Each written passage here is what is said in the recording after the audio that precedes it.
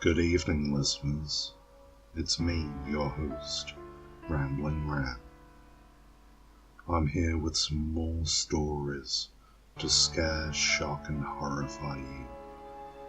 Or possibly, just possibly, let you know what's really out there in the dark. Enjoy, listeners.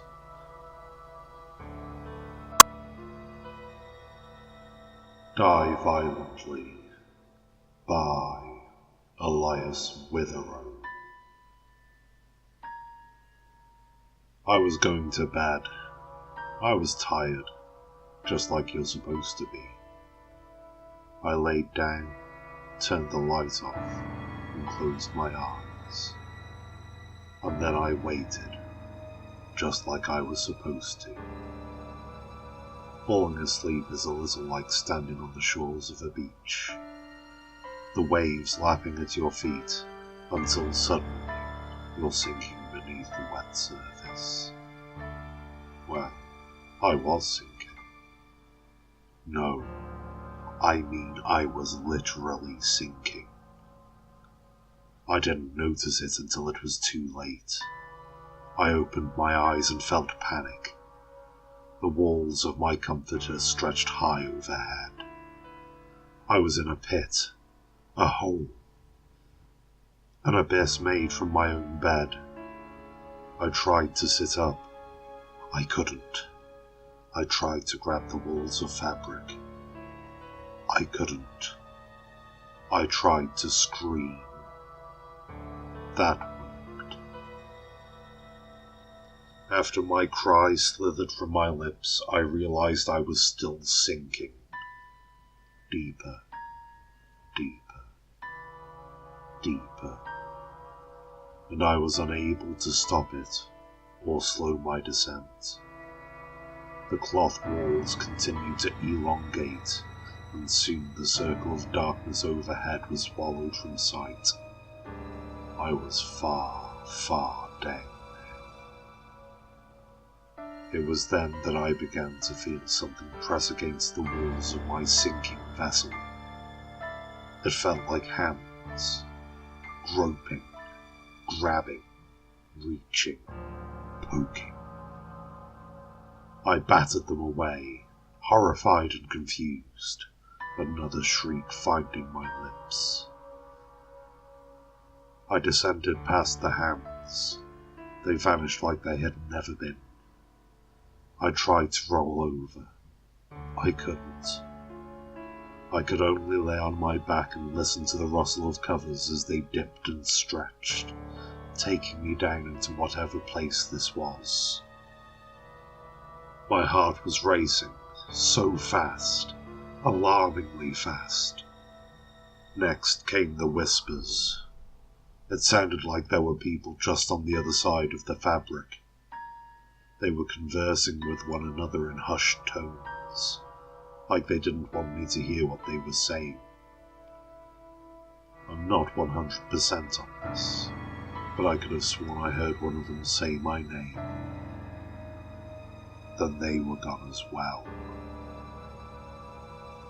Down, down, down. My compressed hammock of madness and impossibility, continuing to elongate like a piece of warm toffee. I called for help. What the fuck else was I supposed to do?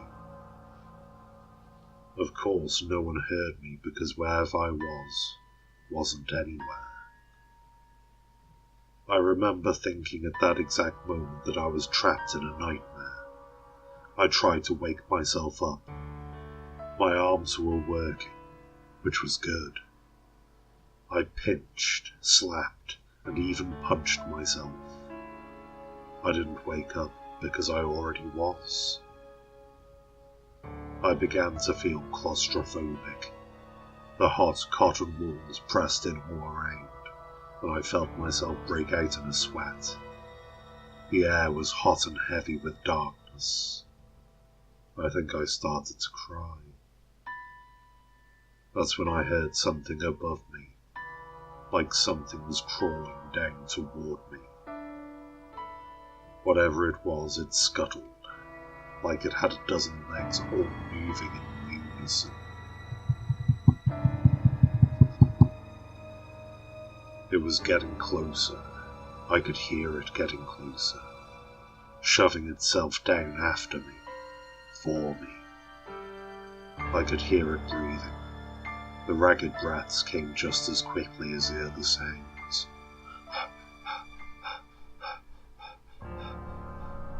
Something definitely said my name then. It was loud, clear, and directed right at me. Except the voice came from below, where my hole hadn't reached yet. "Stop it!" I shrieked uselessly.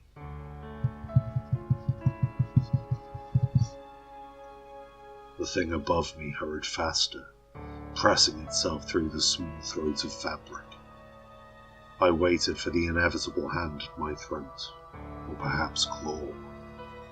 Maybe a sudden sliver of glistening teeth lunging for my throat. The voice below me spoke again. "No!" The scuttling ceased, and my hole, my prison, continued to plummet. "Let me out!" I howled, thrashing about. I was panicking. I knew I was panicking. But Jesus Christ, wouldn't you? Exhausted, trapped, and now sweating profusely, I stilled. I sucked in thick lungfuls of hot air. I was crying. I felt like I was dying. I jerked my head to the left and then the right. I needed something. Anything. I needed hope. Something I was sorely lacking in that terrifying moment. There. What was that? It was a hole. Just the tiniest of things. It was located where my left ear had been pressed against. Adjusting myself, a pitiful cry escaping, I pressed my eye to it, out past the itchy walls of my comforter. And what I saw has led me to write this. There were millions of us. The world was gone. There were no houses, no roads, no hills, no mountains. There were no cars, no cities, no trees, and no fucking taxes. An expanse of endless stars littered the vast eternity, but they didn't twinkle with that slightly off-blue hue you're used to seeing. No. These stars were purple, and they moved. They zigzagged and crossed one another. They rose and then fell. They raced and then slowed. I felt my bladder release. An unfortunate accident considering the circumstances. On second thought, when is a good time to piss your pants? Regardless, I observed the purple stars with overwhelming shock. I noticed that whenever they changed directions, they did so at a sharp 90-degree angle. That probably meant something, if any of this meant anything. I pulled my eyes away from the stars and focused on the other occupants of the sky. The millions like me. Millions of blankets descending the forever space. Dripping down, down, down through the cosmos like strands of multicolored drool from the mouth of the universe. All of us cocooned in our own blanket of choice. Our vessels in this strange alien world. I cocked my eye down below, down to where we were all headed. If I had any more piss to offer, my blankets would have drunk it down once more. Sitting cross-legged at the depths of the eternal was an absolutely enormous entity. It was humanoid in shape, its colossal torso a pulsing mass of purple stardust. It glowed with an almost blinding radiance, an ever-shifting conglomeration of light pieced together by fragments reaching the trillions in number. Rising from its back was a titanic construct that I can only describe as a tree. Its trunk emerged from the alien figure and soared high over its head, its branches reaching and spreading to the very corners of existence. It appeared to be composed of the same strange purple stardust and endless blinking buzz like neon fireflies. Hanging from the branches like ornaments were countless solar systems. Pink, green, blue, black, gold, crimson, every colour ever seen. They swirled and spun and breathed and existed entirely in place. A buffet of spectacle like you've never seen before. I retraced my eyes back to the entity. Back to the head. It was wrapped in black cloth. Layer and layers and fucking layers of the stuff. Sliced along the mountains of fabric was a mouth that exhaled great gales of purple smog that lazily drifted out from the teeth the size of the sun. If the sun had been diced up, the pieces gathered, and then had been slammed inside the mouth of the most terrifying creature ever imagined. The mouth was moving, and that was because the entity's two arms were moving. I followed the miles of stardust that composed the limbs all the way to the end, all the way to the hands, the fingers, and what the fingers were holding. Spoons, one in each hand, enormous, shining, dazzling spoons, each one capable of hosting all the stars discovered by mankind. I watched in absolute horror as the entity extended its arms and began to catch the dripping, hanging, descending blankets in the sky. It gathered them with caution, making sure each one landed in one of the great caverns of its utensils. I was still very far away from this cosmic nightmare, which gives testament to its size, and another scream rattled my throat. I was having a bad night, okay? Christ. Unable to look away, I watched as the stardust being filled its spoons, and then slowly brought them to its mouth, toward that quarter-moon hole that had been cut in the midnight fabric that encased its head.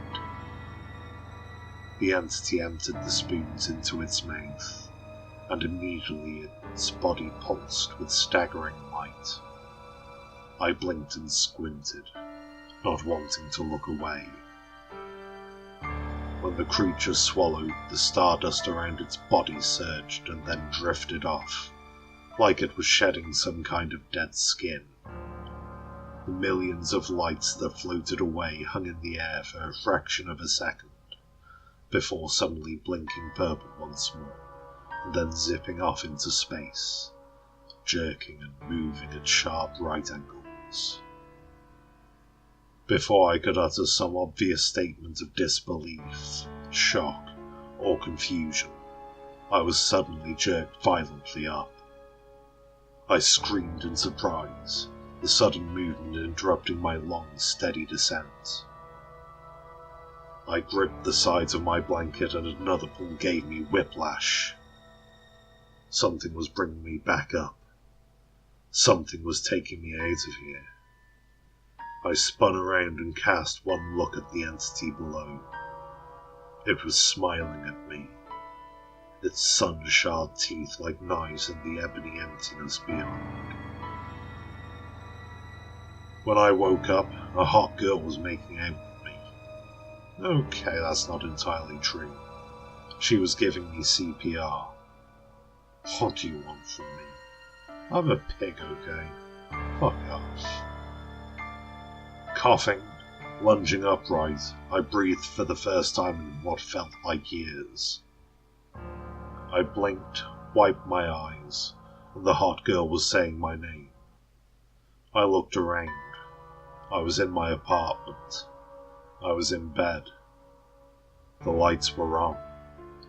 I looked at the girl. It was my girlfriend. She had come over, a surprise sleepover, and found me already in bed and asleep. Well, not quite. She had found me choking on something. She had found me seconds before I died.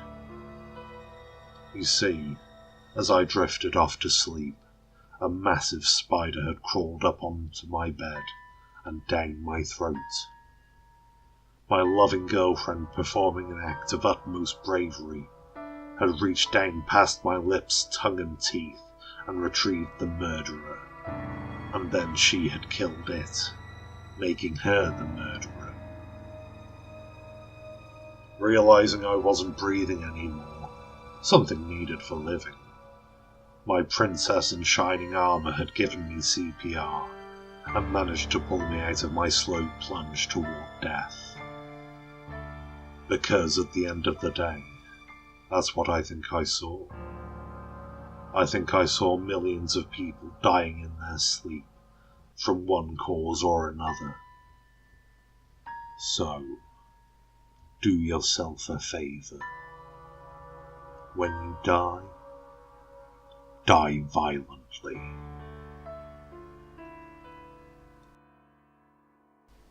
Well, listeners, I sincerely hope you enjoyed the tales that I brought you this evening.